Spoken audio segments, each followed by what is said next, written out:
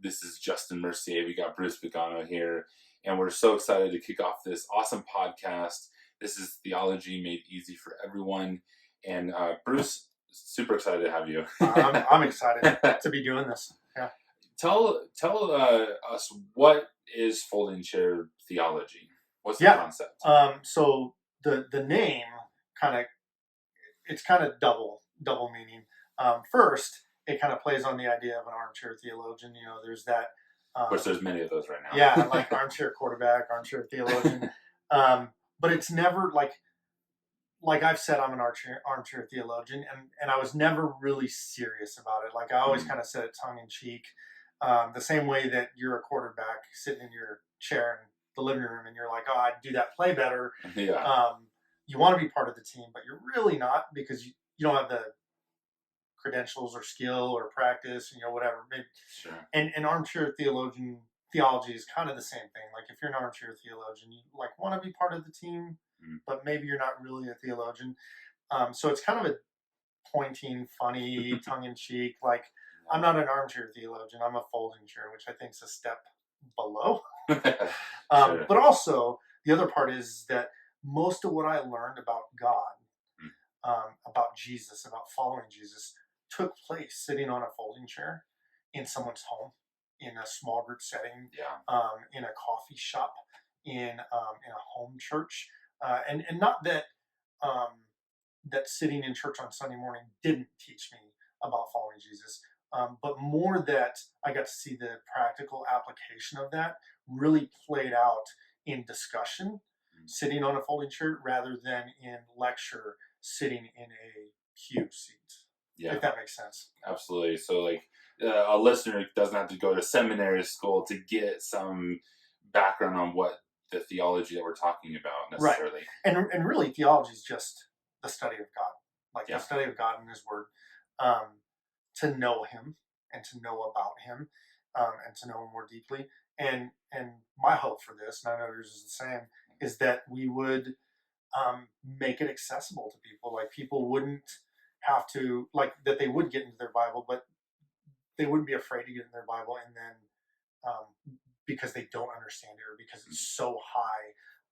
It wasn't high. It was written by uneducated people for the most part, inspired by God, and it is accessible. Like we have it at our fingertips, and there's commentaries, and there's podcasts, and all sorts of stuff that you can listen to and read to help understand it better. And I just want to add to that conversation that says the Bible's not scary. Knowing God's not scary, and it's not complicated. Like it's actually really simple. Yeah. Although it might be hard to do sometimes, it's not complex. So, and that's really great because there are many people, I believe, that want to get into the Word of God but don't have that background or understand. And there's a lot of questions that people have, and so this is a great opportunity to really take these big concepts and really break them down easy for an uneducated person to say, "I know the Bible." Yeah, a new Christian, a Christian that's been around for a while. Now, I'm super excited. Obviously, the first part of our podcast is going to be going through Bruce's book, 3 Commands.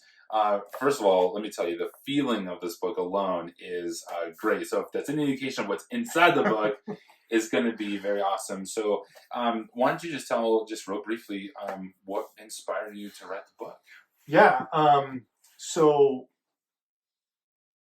primarily what inspired me to write the book is I've been a part of church since I was 12. And growing up, I always had this desire to love God well and love my neighbor well, because that's often it's preached that Jesus said those are the 2 most important commands. And He did. That's biblical. That's in the Bible. And I found myself for the better part of 20 years failing at it, consistently failing at it, and then feeling bad and shameful about failing at it, and then not having an answer for what it looked like to succeed at it. And I couldn't find a lot of people outside of, I couldn't find a lot of people giving me answers for what it looked like to succeed outside of go to church, say your prayers, read your devos. And then I came across this group of young adults when I was about 32, so 20 years in, that really were working hard at what they thought was following those 2 commands, Yeah. But what I saw as following Jesus' new command to love each other, they were really working hard at that. And this is going to be probably a provocative statement, and people are going to be like, ah! But that's great. um, I don't think that working to obey the commands to love God with all your heart, soul, mind, and strength, and love your neighbor as yourself, will be the thing that unifies the church. And primarily I say that because it hasn't. Right. You know, like the Jewish people, that was their commands. Like the Jews, that was their commands. And by the time Jesus hits the scene, they didn't do that well. Like Jesus comes and says, "You've missed it. You've missed what the prophets were trying to tell you."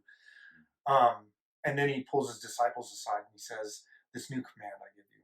And by new, in the Greek, he meant new, like it didn't exist before. You know what I'm saying? Like, and he gives them this new command to love each other the way that he'd love them. And I think that that's what unifies the church. That's what draws us together, is that new command of the new covenant to love each other. And it's in practicing that command that allows you to experience the greatest command and the second command fulfilled. Like you get to experience the fullness of those in a way that nobody else had up to that point by obeying the command to love each other. And so I wanted to communicate that with more than the like 6 or 8 people that I've been talking about it with for 8 years, 7 years. And so that's my hope, is not that we cast off those 2 other commands, but that we embrace the new command to experience him fulfilling those 2 other commands. Yeah, and what an apropos time to be talking about that, because unification is something that we all definitely need now, just with all of the cultural events that are going on. And so very excited about the next few weeks and talking about this book. Part of your background is being a licensed professional counselor, being in the military. I mean, there are some really great leadership and background with that. How did those help you write the book? Put you on the spot. I think probably. So I went to seminary and got my degree in college or Christian ministry, and when I first started writing the book, I graduated in 2014. And I think I started writing the book while I was in seminary in probably right about 2013, right before I graduated. And the first few chapters were really heady. Like I had been writing just academic papers, and so the first few chapters were really super academic. Not easy. Like we wouldn't have been talking about it on this podcast if I'd have left it that way. And then what I realized, so I put it down for a few years. I was just really struggling with kind of the direction to take it, and just some frustrations with church in general. And so I put it down for a few years, and then picked it back up a few years ago and reread those chapters and realized like I need to make this softer. Like I need to make this, and I think my time in counseling, so I just licensed as a counselor, just finished school. But before that, I was doing pastoral counseling in various forms, college ministry, men's ministry. I was a campus pastor at one point, and I was just doing pastoral counseling, not licensed, and just trying to walk with people through their hurt and their brokenness. And it was that made me realize, man, people don't need to be smacked with the Bible as much as they need to be wrapped in it and brought into it. So being able to do that for a few years without writing that stuff, and I was writing other stuff at the time, blogging and articles and stuff. Probably my daughter being born made me softer, because I had 3 sons before that. And it was just rub some dirt on it. And then my daughter comes along, and I'm like, it's okay, baby. You can stay here till you're 30. Right. And I love my boys. It just, it was how I grew up. And then the leadership in the military, and my last few years in the military, 20 years in the military, my last 6.5, 7, I was in ministry, and ministry, being with people of God, and leading from a servant mindset really changed the way that I viewed the military or leadership in general, and it impacted my leadership in the military. And some probably would have said not in a good way, just because I was softer and I wasn't yelling at people like I was, 10 years before that. But that all kind of just came and was just like, there needs to be this softness. This is primarily why, like, I really struggled with the cover, and like having pink on the cover, and not that I'm like ultra manly or like saying that it's not okay, but like I wasn't sure what I wanted, and after my cover designer designed that and put the pink and the soft blues in there, I was just like that. Like I actually had a 17-year-old girl say, "This isn't intimidating. I would pick this up," and I was like, Wow. That's what I want. That's amazing. Yeah. It's soft, so. Well, it looks great. It feels great. I'm super excited to get into it. Tell us, where can we get the book? Where are they available at? Everywhere. Everywhere. Barnes & Noble, Books A Million, on Amazon. It's on Amazon. I have my own website, threecommandbook.com, that you can go to and kind of click all those links and find it. Wow. So yeah, I think you can even order it through Walmart.com if you wanted to, for some reason. Wanted to order it Walmart. Yes. Well, that's awesome. Well, Three Commands, Bruce Pagano. I'm very excited to be able to go through this, and very excited to get into it. Definitely be listening to our podcast, or we're going to be doing the next 8 weeks or so, and 8 or 9 weeks, and then through the summer, and then who knows after that. Like, I mean, I'm really excited about just kind of where the podcast will go, and the stuff that we're going to talk about. I mean, you kind of yourself right now, you're walking through. You've been studying the Bible for a few years now, and you're walking through like book by book, verse by verse. Yeah. So you're a student of the Bible yourself, and we've had some really great conversations about just what things mean and why it was said that way and where it goes and what it was intended for and what it's connected to. And I'm excited to have those conversations. Yeah, and that was my kind of my motivation for that was, I mean, so many years through going to church and listening to teachers and pastors and that sort of thing.